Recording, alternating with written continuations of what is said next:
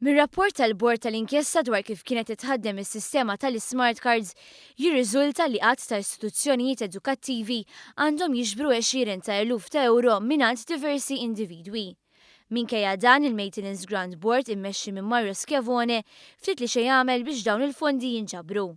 Bejn l-1994 u l-2013 akkumula dejn ta' 177,000 euro mal-Università ta' Malta. Fuq l-istess perjodu l-emkas kellha tiġbor 60,000 euro.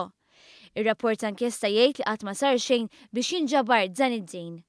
Fost il-persuni li għandhom jagħtu l-Università u saħħansitra semmew minn Mario Schiavone tul ix-xhieda tiegħu hemm l-eks kandidat nazzjonalista George Sapiano.